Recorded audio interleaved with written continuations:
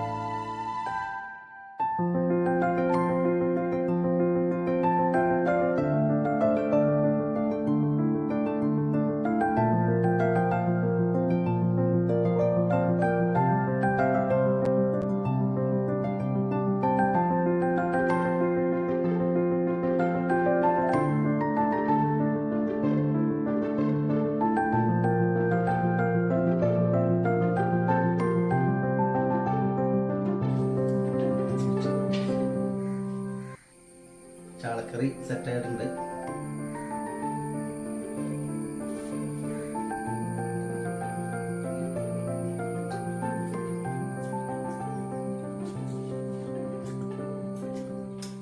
ബിജുക്കുട്ടൻ പറഞ്ഞോട്ട് ഒന്നും പറയാനില്ല. ഇവിടെ ഉണ്ട്. അതുകൊണ്ട് ചാളക്ക് ചെറിയ നെയ്യ് വന്നിട്ട് ഞാൻ നേരത്തെ പറഞ്ഞിട്ടുണ്ട് അമ്മ എന്താ വെച്ചാല് വെറുതെ മുളക് ഇടിച്ചിട്ട് വെച്ചാൽ